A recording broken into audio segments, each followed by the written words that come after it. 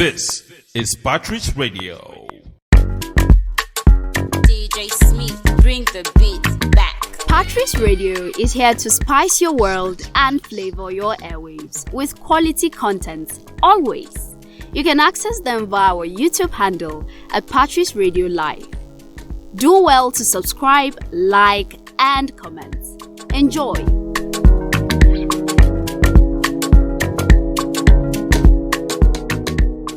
Boy Kenzie, and I am back again on Moment, the show that celebrates everything alive, all our small wins, big wins, and everything in between, the struggles, of course, and discuss critical life issues and making sure that we are out there living our best lives, because you know the world is hard enough, and it's live here on Patch Radio, spice of the world, flavor of the airwaves. And today the topic that we're going to dissect, to bring the scoop, the juice, and the squeeze and everything on this topic, is gender mutilation, to be specific, female genital mutilation. And of course, in between we'll throw in some gender equality and what women have projected this to be in every sense of the word. Okay, we're going to address a little bit of feminism, feminists, and everything in between, just the LGBTQ. We'll throw a little bit of that in there. The spice needs to come in there. There has to be some salt, paprika, and everything in between, some oregano. But wherever you're tuning in to us from, whether from your car stereo or your home or your mobile phones or your laptops, wherever it is, and big shout out to y'all on the planet. Okay, so ladies and gentlemen, we are going to talk about female genital mutilation, and it's something that is plaguing the earth, and it's something that we've been working towards. Big shout out to the UNICEF and other NGOs that have been working in and out of the country and the continent as a whole. The reason is because Nigeria, we're getting live to you from Nigeria, Jos Plateau State, beautiful home of peace and tourism in Nigeria, West Africa, in Africa, the most beautiful continent on the globe. All right, and that's where we're reaching you from. So we're discussing this because Nigeria has the highest rate of a female genital mutilation, and it's just terrible. We have about 41% amongst adult women alone. So yes, adult women, you do get the genital mutilation. All right, you can say, oh, you escaped it when you were younger. You do get it, and we have about 41% amongst adult women alone. All right, we're not even addressing the younger ones here. And when I say the younger generation, I'm talking of anything between the ages of 1 to 5. All right, the boomers, if you will. Okay, I'm talking about everyone, even the millennials are getting it done, and the oldies as well. So the Gen Z, okay, those are the ones they're also getting it done as well. All right, so it's an issue that needs to be tackled everywhere. All right, and we just caught up to speed with it and said, okay, look, here are moments. I'm going to reach out. I'm going to say, all right, let's have this stop. All right, let's end female genital mutilation. It leads to a whole lot of complications that we're going to discuss on the program today. We're going to look into them just to put it out there and say, okay, look, what we're doing is wrong. Okay, on a large scale. And we have been discussing female genital mutilation. If you just join us, you haven't missed anything at all, because we just said that Nigeria has about 41% of female genital mutilation, short form FGM. All right, that's the acronym for it, FGM, female genital mutilation. All right, and Nigeria alone is skyrocketing and leading the this act, and so we're trying to. This is the forefront. This is ground zero to ending FGM on the planet. All right, so in case you're just joining us, I'm going to say this again: female genital mutilation, the acronym for it is FGM. So don't get lost when I say FGM or female genital mutilation. All right, but I will try to spell it out every time I say the acronym, just in case someone just joins in at the time. It won't get lost or carried away at any point. Okay, so Nigeria has the highest. All right, about 1/4 of estimated 115 to 130 million people are circumcised in the world. And I'm talking about women here. So 115 to 130 million women on the globe are circumcised. All right, now it's a traditional act that people feel that it should come like circumcision for guys, for men and the male species. You have to come out there and say, all right, look, we need to take a bit of the top, all right, to make sure that you're okay. due to health. It has health benefits, and if it's done wrongly or by someone, a non-professional, then it's be done wrong. And I'm talking about for men, for the male gender, all right. But for the female gender, it's totally off, because anyway, as we go, you'll see why it's off. Now, evidence shows that FGM is declining, all right, but we're still working towards it to make sure that we don't want it to just decline. We want to eradicate it entirely. We don't want it to exist. Okay, so that's what the fight is about. Now, the World Health Organization, all right, which is the United Nations, that's World Health Organization and the United Nations, of course, have come together to say, look, we have to make sure that this is going to, and we're going to support every organization, that's NGOs out there who put themselves on the line in the streets, on ground zero, the ground soldiers, the foot soldiers, to make sure that we combat FGM, female genital mutilation, and make sure that it goes out of existence. Now, there is no federal law in Nigeria. We're taking Nigeria as ground zero because it has the highest rate of FGM, female genital mutilation, on the planet. Okay, now Nigeria has no federal law banning female genital mutilation in the country. Okay, for unknown reasons. Now, a big shout out to my lawyer friends. I feel like they put in work and they're getting the job done out there. Okay, but then again, we need to look at issues that shape the globe, shape the mentality of the society as we know it. All right, because if we can tamper with the tapestry of the fabric of the society in a good way, all right, to bring out something more colorful, something more advanced, something updated, all right, something more of the speed of the 21st century, then we can say, all right, we have evolved to a stage where we can come out and say we're growing, we're moving, we're taking a step forward, in the right direction. So that is what we are facing today, and that's what we're combating today. That's what we here on Moments and the Moments family are combating. Big shout out to Big Joe. He's making sure that we're live on air and reaching everyone who is tuning in. All right, so next, we need to discuss this further. We need to break this down. Now, education and orientation is key. Both are key to make sure that people understand why FGM, female genital mutilation, is just wrong for the society, why it's harmful to society. Now, at different levels, not just at any level, you can go right from the grassroots, all right, to PhD advanced levels, and people need to know, because 41% of adult women alone, 41%, are going through female genital mutilation. Let's not even go to Gen Z. Okay, so we need to educate people and orientate people from ground zero to make sure that, okay, look, if you didn't go through it, don't let your kids go through it. Don't be pressured by society or culture or tradition to say, all right, this is what you got to do. Okay, you can start to change. It begins with you. Now, female genital mutilation is widely recognized as a violation of human rights. That's how deep it is. All right, it's a direct violation and is widely recognized as a violation of human rights, which is deeply rooted in cultural beliefs and perceptions over decades. So it has been passed down from generation to generation with no easy task for change. All right, so it has to do with the mentality, all right, the inner values of people that come across. So every law that has been passed down can be changed if the right people, if enough people speak up against it, if enough people are working against it. Now, you can't have 2-3 people saying, all right, look, we need to have this, and the rest of the world, 7.2 billion, say, okay, look, we're going the other way. You lose. The voices will sound like a pin in the ocean. All right, it's like a drop in the ocean, tide. It really doesn't affect the current of the ocean. Okay, but if people rise up, if enough people rise up and say, look, okay, we want to go against this, we want to change it. It may have worked for our forefathers, but we don't want to, be caught in the ripple effect of the proverbial sands. We want to come out and say we made our own rules, we brought our voices and we had. So female genital mutilation is one way for ladies, and ladies, like I said, you see, it relates to what ladies are fighting for, which is gender equality. All right, and this is one way to make sure that your voices are heard. All right, in a good way.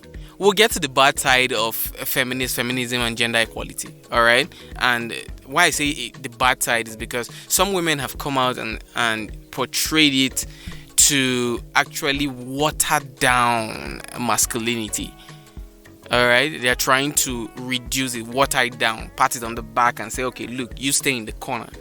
All right, you guys have rude. That is not what gender equality is about. It's not about emasculating men. All right, it's about women raising the bar to say, all right, look, we here, we belong here, we own it.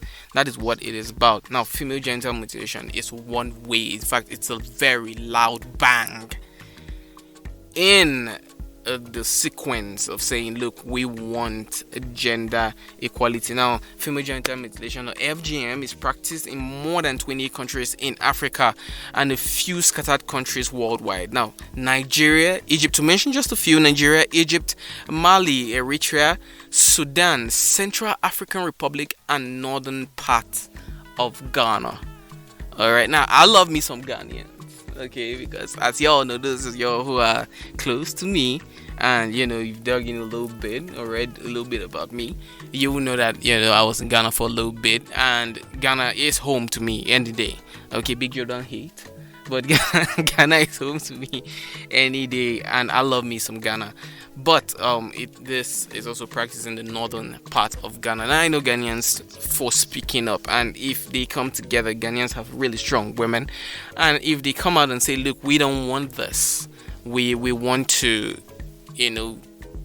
birth a new law, birth a new way of life, okay, to say we have evolved past cultural practices. No one uses a stone to light fire anymore. All right, there are like a billion ways to do that.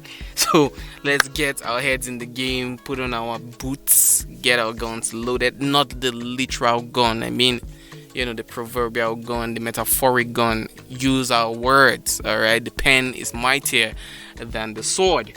That's Abraham Lincoln, in case you did not know.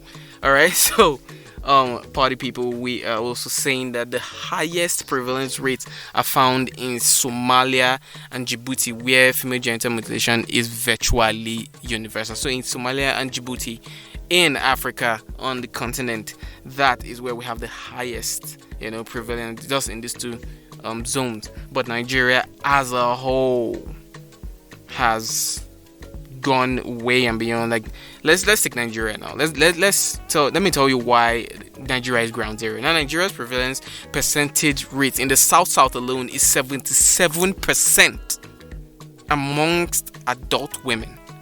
77% of adult women have gone through female genital mutilation in Nigeria, in the south alone, and that's just one of the 8 geopolitical zones that we have in the country.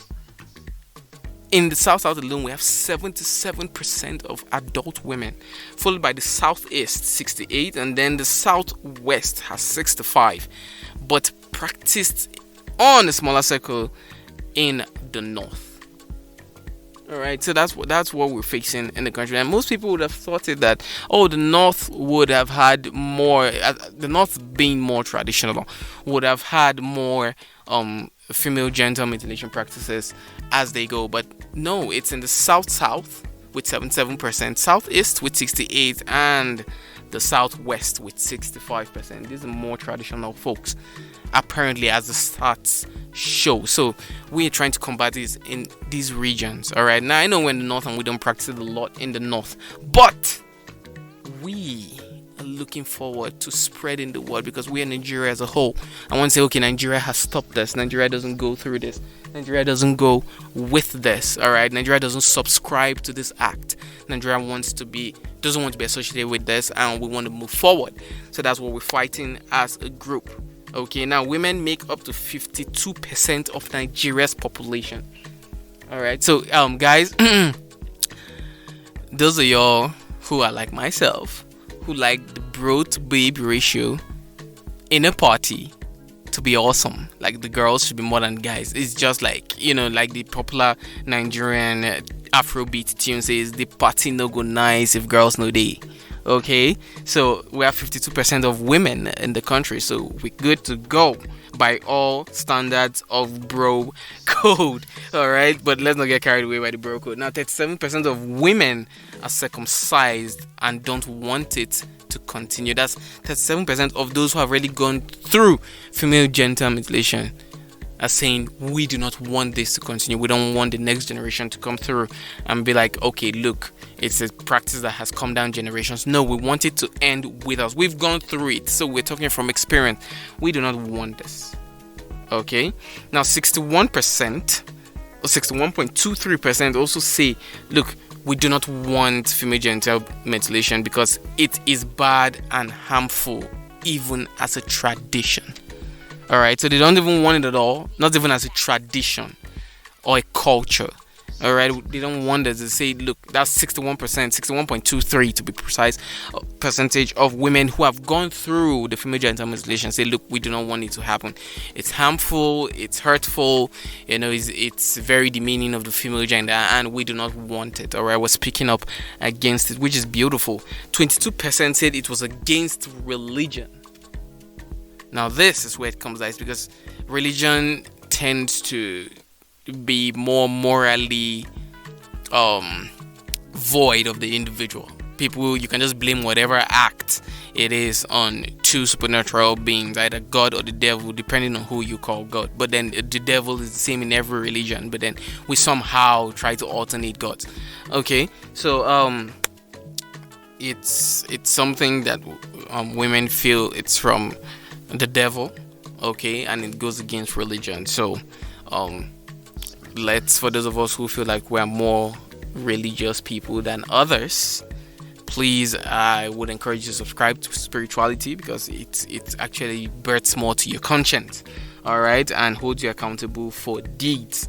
So spirituality over religion. Okay, now 22.42% of women also cited medical complications. That's women who have gone through the female genital mutilation. They have cited medical complications that have gone on to affect marriages. Now, I want to say this: marriages in our time are divorce or broken homes in our time are at an all-time high. It's never been this high. Okay, regardless of generation. Now, during our parents' time, there was no marriage class, no marriage orientation. Have you done this? Classes on how to stay married, get married, be true to your wife. All those didn't exist. Flyers didn't go around. Okay, but somehow marriages managed to work because people were brought up right, in the right way. All right. Now, gender mutilation was there. Okay, but then people found a way around it. That is not happening in our generation. Our generation is following these traditions that have been passed down blindly, and it's causing a lot of broken homes. So 10% went through painful experiences. 10% of women who have gone through female genital mutilation went through very, very painful personal experiences that they didn't want to recount during the exclusives that I had with them. They didn't want to come out and say, okay, look, this is my experience, because they felt like it would scare the whole generation, and it's not the perspective where I wanted to come from. We didn't want to come from the angle of fear. But then again, fear is a great motivator. All right, but then we didn't want to come from the angle of fear. We wanted people to have a free choice to say, look, we want this or we don't want this. So that's the angle we're coming from, because freedom, we're in a democratic era and we cannot impose things on anyone. People have to wake up and say, okay, look, of my own vocation, I do not want this in my life. All right, and of course 10% also say 10.252% said that it affects the dignity, directly affects and degrades the dignity of women. Okay, so it's something that, since we're fighting for gender, and it's on the rise, we're fighting for gender equality, and we're standing with women all over the globe. Big shout out to our women on the globe who are fighting strongly the right way, keyword, the right way. If you're just joining social media and you don't know where on social media, you can follow a Twitter account on @PatrisRadio1. That's PATRIS Radio 1. No hyphenated, no underscores, nothing. Together, at Patches Radio 1. Okay, that's our social media handle on Twitter, so you could go there, follow us, and get the trend of everything happening: news, entertainment, tradition, culture, and everything in between, everything happening in the Patch Radio world. You'll get it, other shows there, moments there, and then we can discuss anything that you couldn't get to me on the show, or any comments you want to drop. You can drop it right there and put the hashtag moments at Patches Radio, and I will be there to reply to you everything, and that discussion will be held online. Now, come with facts, please. Come with facts. I don't do off the top. All right, come with facts. Now, if you just join us, we're discussing female genital mutilation and how to eradicate it and everything, the causes, how bad is it, how can we tackle it, what's the fight, where are we going, what's the mentality surrounding it, where did it come from, how does it affect our generation, and of course the types and how to tackle them and what it is we're really combating and why we're combating it. So we're discussing everything female genital mutilation today. Now, we have discussed the percentages of women that have gone through it and have come out and said, okay, look, we don't want this to go on, and it's very high percentage, saying that because women fighting for gender equality, it actually degrades women. So ladies have come out to say, okay, look, it's a big bang and want it to really sound and change, because it's one of the struggles of gender equality, and women want it to stop, end, and be eradicated from culture, tradition, religion, and everything in between. So the types of female genital mutilation, FGM, include the first type 1, or clitoridectomy. All right, now forgive my for some people who are out there and their minds are in the gutter, like Big Joe, their minds are in the gutter, I say clit, their minds went to a very graphic environment. But now we're talking about female genital mutilation, so this is not graphic in any way. Alright, but there's blood, gore, and everything in between. So ladies, I want you all to listen up, because this is what we're fighting against. Guys too. Okay, so clitoridectomy is the least severe. It's type 1. It's even the least severe of the practice. Alright, it's the removal. Alright, I do not like blood. I'm not a blood person, so it's a little squeamish for me, but let's see if I could get through this. All right, so it's the removal of the pappus or the hood of the clitoris and all or part of the clitoris. Now, in Nigeria, this usually involves excision of only a part of the clitoris. All right, so in Nigeria, they do not take out the whole clitoris, just take out a part of it, which is very, very, for lack of a better word, it's just gruesome. How do you take out part of a sensory organ of the clitoris? It's just all right. I don't know. It's squirmish for me. I'm a little, underwhelmed or overwhelmed by it. But let's see if we could get through this. Now, sooner is type 2. Is the removal of the clitoris along with partial or total excision of the labia minora.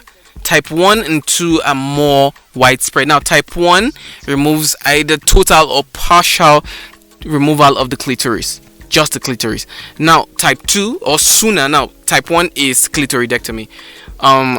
Part 2 is known as sooner, and sooner is the removal, the entire total removal of the clitoris, along with partial or total removal of the labia minora. Now, my medical folks out there, you all know what I'm talking about, and the NGO folks who are out there battling this, you know what I'm talking about. How do you do that? All right, if you don't know what I'm talking about, please get you to Google. I'm going to be graphic. All right, I'm going to be graphic and straightforward, because this is something plaguing the world as we know it, and we're trying to end it. So I'm going to be as graphic as possible so that y'all get the picture, the full picture I'm painting out here. All right, let me be a Da Vinci right now. Okay, so in case you are not good with your biology, please go on to Google and get a diagram of the vagina. Okay, you'll get what I'm talking about. All right, so type 1 is the removal, partial or total removal of the clitoris alone. It's clitoridectomy. All right, now type 2 sooner is the removal of the clitoris and partial or total removal of the labia minora. Now, type 1 and 2 are more widespread in Nigeria and the world as a whole. Okay, now this is why we're trying to end this. This should not be happening to women. Alright, now type 3 is infibulation. Now, type 1 and type 2 are more, according to research, are more casual. Like, I know casual is not the word to use in this situation because, we're talking about something serious and you cannot play around it with the word casual. But these are the lesser versions of the thing. That's all I'm trying to say. Okay? Now, infibulation is type 3. This is where things get more serious. Alright? Type 3 is where things get brutal.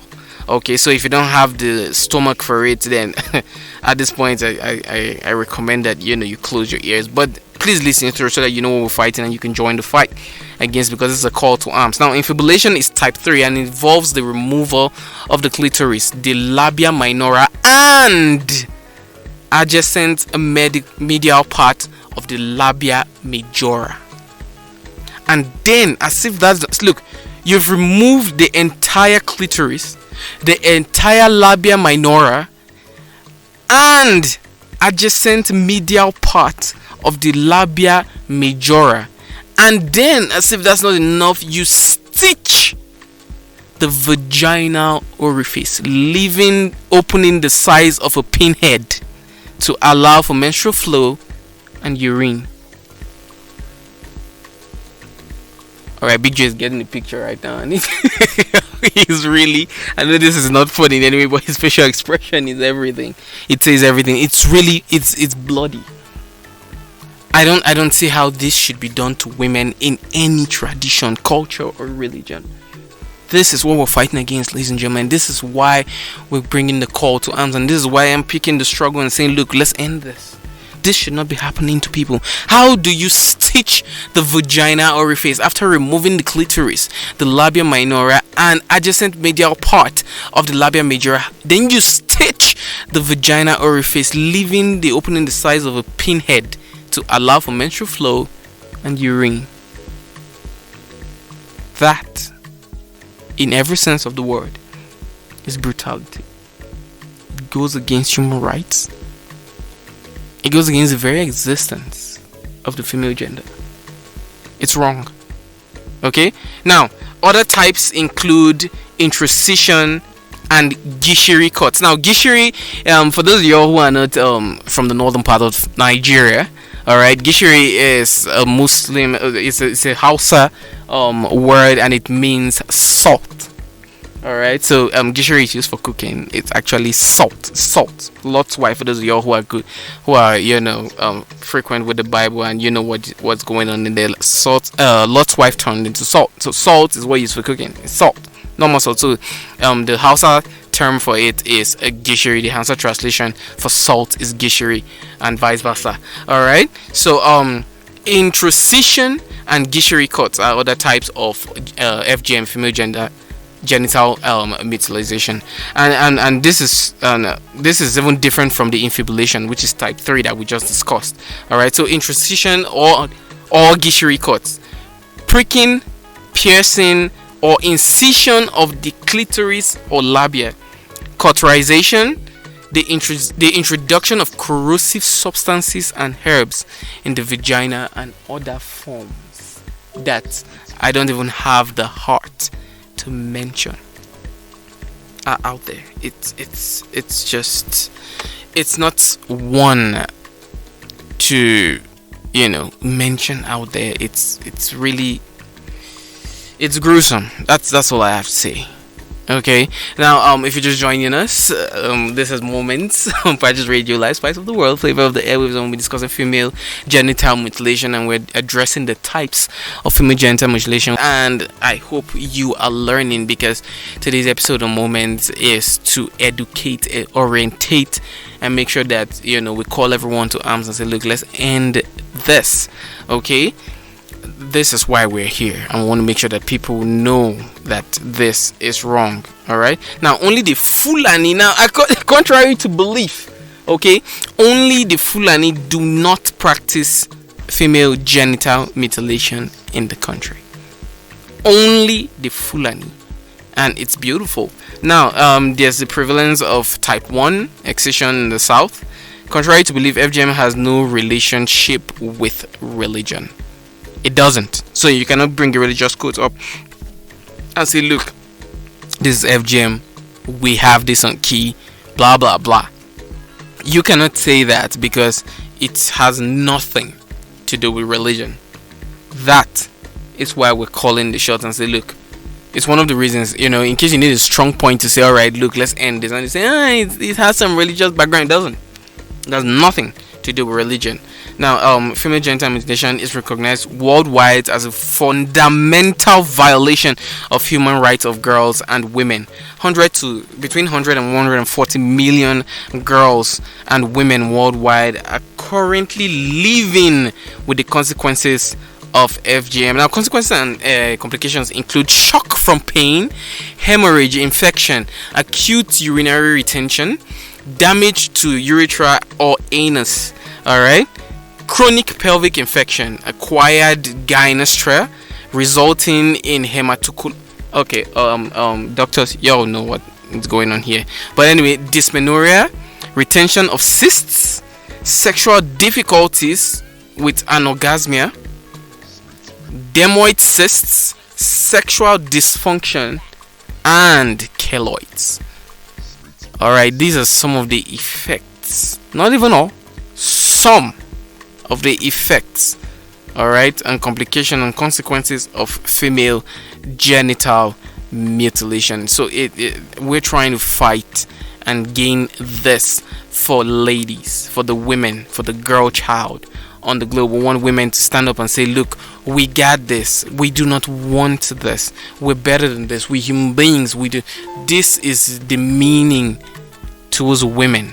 All right, that is what we're up against. Okay, so like I promised at the beginning of the show, I said we're also going to discuss, the bad side. Women have taken this. Now, you know me, I'm all for supporting women when it comes to an argument of gender equality. I feel women should be out there gaining what they have lost over centuries, over generations, and say, look, I feel women should be on the map. All right, it is what it is. But then again, some women have taken it upon themselves. The LGBTQ community has taken it upon themselves. Not all. Some have taken, not even the LGBT community per se. All right, but I'm just calling women out in general. Those that have taken it personal. You're making it hard for this gender equality thing to actually see the light of day. So hit us up on that. All right, so ladies and gentlemen, boys and girls, I will believe in you, and it's been nice having you on the show again. Now, give love, show love, and be loved. Till next week.